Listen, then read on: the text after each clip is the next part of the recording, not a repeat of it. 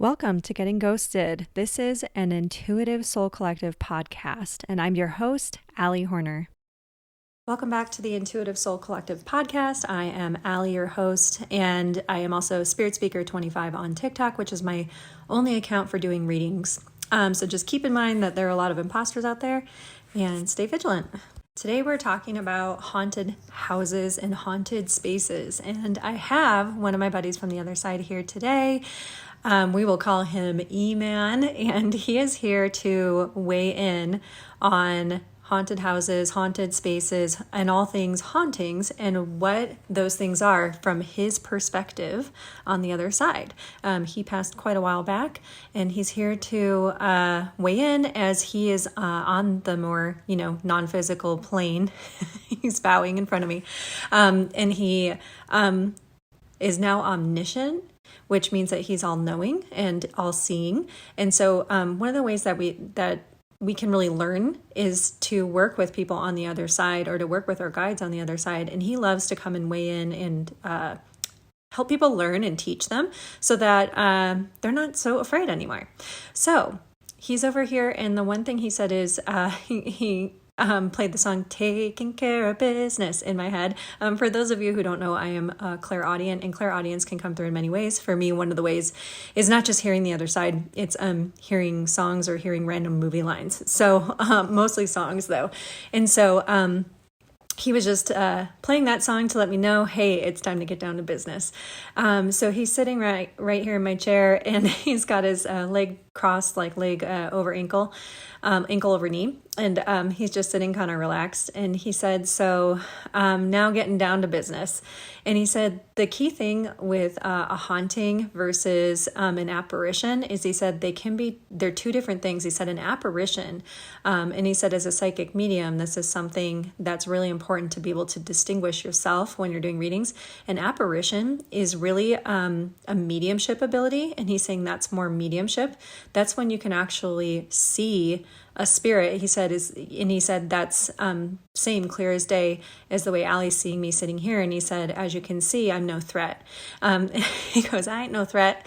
And I will say too, E-Man, he loves to make this fun too. So he might joke around a little bit and try to make it a little bit more playful for us.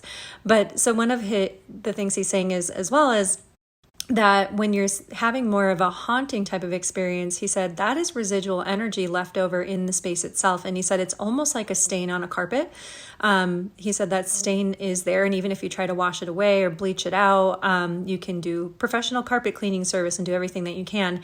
But at the end of the day, that stain is still kind of sitting there under the surface. Like there is some of that residue left over, right? And he said that can happen on physical spaces, but more so with events that occurred within them. So he's showing me, for example, he said this is more for events that had a lot of emotional charge, or a lot of trauma or drama. And he said, now this isn't the case always.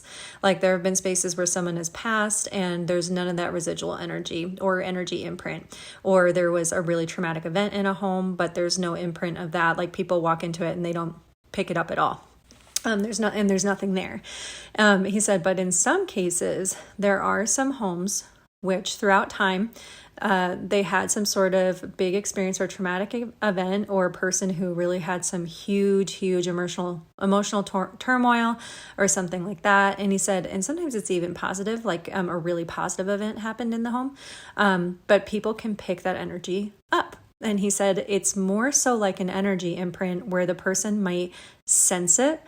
So they might get a feeling, which translates for humans into an emotion. He said, because a lot of you guys who are really sensitive, you struggle to separate out what you're sensing versus what is an emotion in your body. And so he said, for you guys, it gets all like muddled and mushed up, and he's taking his hands and like interlacing his fingers. And said it's kind of like they overlap like this. He said over time, the more that you practice with clairsentience, the more you'll be able to pull out what's just you're picking up an energy or a sensation and then drop it. So you don't have to keep picking it up and feeling it and holding it, carrying it around like heavy luggage, And he said versus like what what you're picking up as an emotion. He said some of you guys may be able to pick up when someone lived in the home and experienced a really intense emotion at one point in time.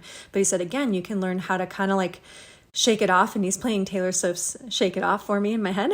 And so he's saying, now keep in mind that this is not a haunting per se. And he said there aren't really hauntings, in terms of spirit. And I was asking him in my head, so spirit never haunts places. And he said, never, ever, ever, ever. And he said, we do visit though.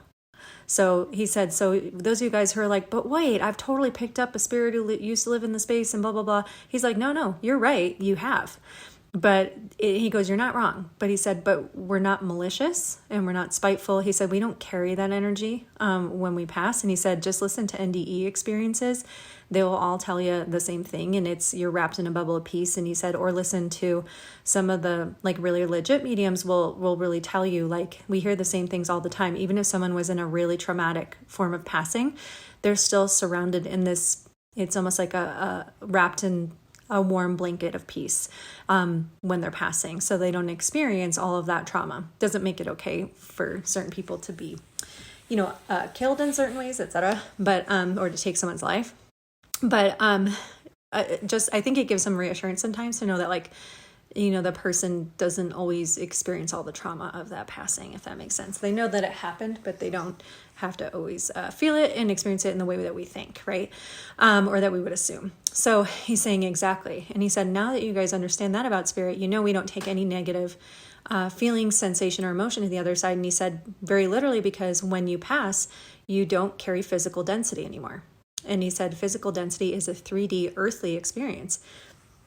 And he's saying, because that's how it is, that is something that is, he said, it's like to err as human. And he said, for those of us who have passed on, as you say, he said, or come to the other side, you're in a non-physical experience. So you don't have density anymore. You don't have physical body. He's like, I can project myself forward to make myself look physical, but, or to show, an imprint of myself. And he said, that's what a lot of spirits and souls do. But, he's showing me that, like, he's like, I literally can't carry negative feelings and emotions the way that someone who is alive and still in their physical experience does.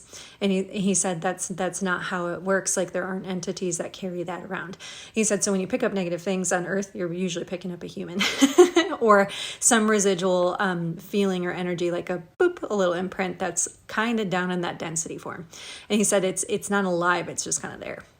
So anyways, he said for a physical space, he said this is really important to understand. It's usually a memory imprint that's sitting on the space. And he said people who are really sensitive, so people who are very aware and in tune, they are going to be able to pick it up the most. And he said not only will they feel it, but they may literally see it. They may see things in the space. They may hear things in the space, like very audibly. It's not just in their head. He said they may have certain things that they smell. They may start to have dreams when they're in that certain space or in that home or whatever. And he said it can be very alarming for people, especially if they've not had those types of experiences before. But he said usually that's because they're picking up on residual energy, so in a memory imprint that's on the space.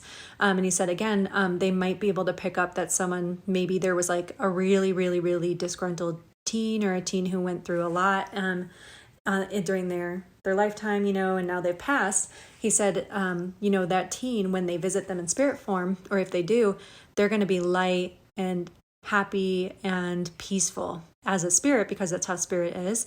He said maybe even playful, but that person may pick up memories or memory imprints that still exist in the space at times of what the teen felt when they were alive. If they really had a hard time, they might even see, he said they might see images in the space or get a feeling about it. And he said, or they might literally see, they might literally see in their mind's eye when they're trying to go to sleep or something.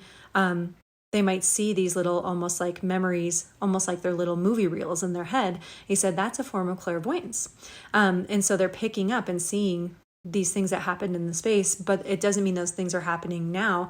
It's just kind of like, a little bit of that memory left over. And he said, now, for those of you guys who are much more sensitive to physical space, he said, one thing you're going to want to do is you're going to want to really work with your psychic skills and your abilities. And he said, this is going to help you learn how to turn this on or off. And he said, because the worst thing in the world will be living in a way where there's all these places you can't go. Or that you have to like kind of not like, you're like, I can't go to that restaurant. It always just feels off. I can't go here. I can't do this. I can't do that. And he said, that sensitivity is a gift, but also, just like not being able to go somewhere just because at one point there was someone who had a bad feeling there or had a bad day there. He's like, that's a pretty tough way to live. And so what he's encouraging is that you actually work with a mentor or another psychic or medium. And he said also with your body. And he said, work with someone who can help you kind of get a little bit more grounded in your skill set. He's like, when people are picking up a whole lot of stuff, it's because they usually don't know how to get grounded and tune out intentionally, and they don't have, he said, they don't have control. They don't have control over their ability. And he's like, but once you learn to control it, it can actually be quite a gift. And you can use that sensitivity as a strength. You don't have to be a victim to it, right? You don't have to take on all that heavy luggage and heavy baggage and live your life like, kind of walking around like, oh man, can't go here, can't go there, and he said, because let's be honest, death is a part of life, and there are people who have died everywhere.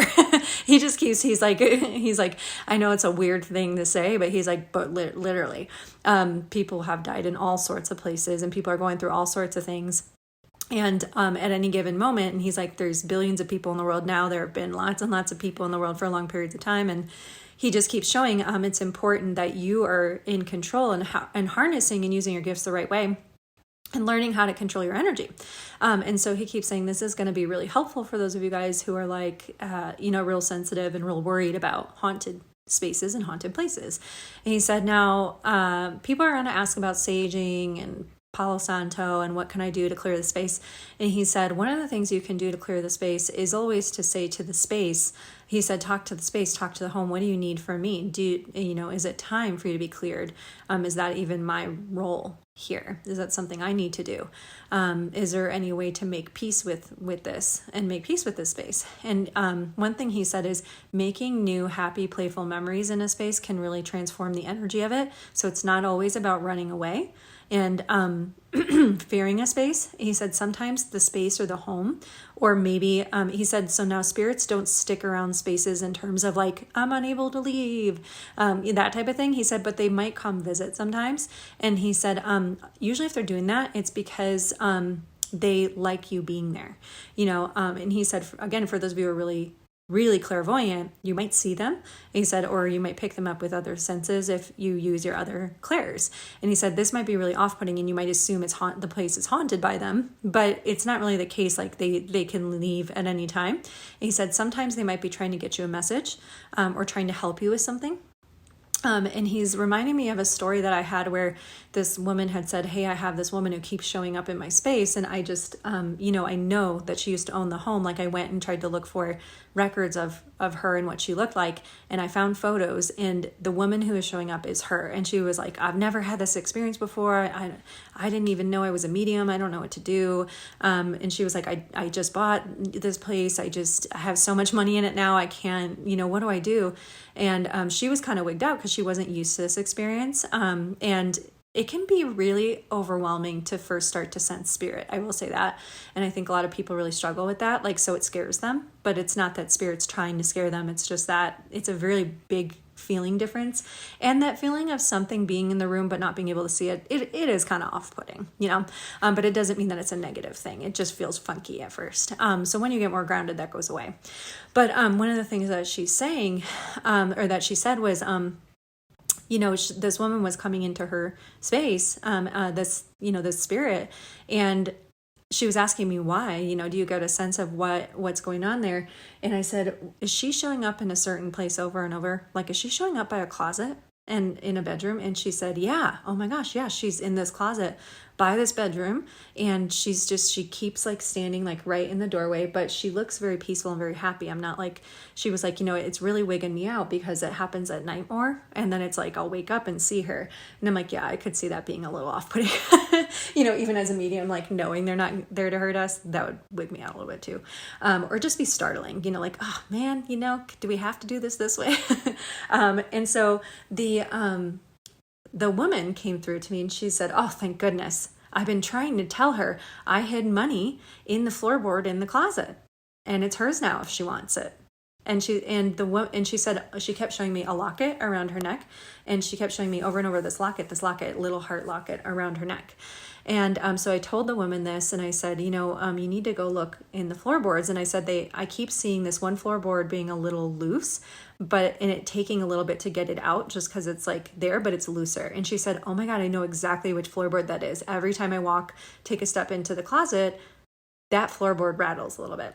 So she went and looked in there, and she did indeed find a whole bunch of this woman's, like, it was basically like kind of this woman's life savings that I guess she had not trusted banks and probably couldn't have a bank account, because like a lot of women had to go through their husbands in order to have credit and stuff like that back in the day, or have a male cosigner on an account. And so anyways, she had hid her own money, and sure enough, her gold locket was in there. So the woman ended up taking the gold locket, and she now has it on display. And she showed me, she just keeps it over, kind of like hung over a picture in her home. And the picture is of the woman who used to live there, just as in a way of like honoring that woman.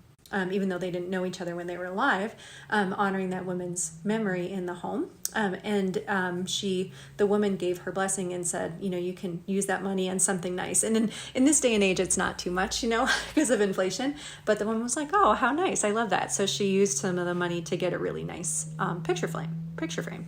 So anyhow, and then after that, the woman's spirit really didn't come around too much more. Like the woman who got the reading from me said that she would feel her kind of come in and almost give her a little hug type of thing. Like she would feel this overwhelming sense of like appreciation and almost love from the woman. Or she would kind of sense her just sitting and knitting nearby, and just enjoying her company, and kind of like, just a nice peaceful presence. But she said other than that, she hasn't seen her standing in the closet, and nothing else has really happened since then. So sometimes if you do have someone coming through in the home, they're coming through for a reason, and it's not always something like nefarious, like you're meant to solve a murder, though that does happen. But I will say that's definitely not like the majority of experiences. And also, like, if you're not able to pass the message or you're not comfortable, you can always tell that spirit, like, hey, like, I'm just not the right person. Like, I'm not the right person to do this. Can you do this through someone else? I'm not comfortable, or I don't know what's going on, or whatever, So, and Eric's like, he's over here nodding. He's like, yep. And he goes, this stuff really happens, it happens every day. So now that we have kind of shared a little bit, I would love to hear your stories of your experiences of hauntings and different places. I want to hear your questions, and we will do another episode on those. You can also find more from me in my Patreon group, where I will be putting even more into those groups and into the free Patreon tier and free Patreon group, which will allow us to create a little bit of community as well. I'm also on Instagram at SpiritSpeaker25, on YouTube at SpiritSpeaker25, and in addition, I have a Blue Sky account, which is also SpiritSpeaker25. And if you are looking for readings, you can always go to my website. That will always be there. It's intuitivesoulcollective.com. There is an area on the website where you can sign up to jump on to my newsletter. I do not send a lot of newsletters, but it's a great way to get emails from me and find out about readings and courses, get channeled messages here and there and more. And I always think about with social media, like any app can, they can change the algorithms, they can close down groups, they can ban accounts, they can do that at any time, but no one can take away your newsletter. So like they're not going to take down your website or take away your newsletter or an e-newsletter, you know what I mean? So I know that we don't all like to have one more email, but if you would like to sign up, just know that I do not spam people with tons of emails. But it is another good way to keep in touch. So feel free to go sign up for that. And again, thank you guys so much for listening to this episode of the podcast.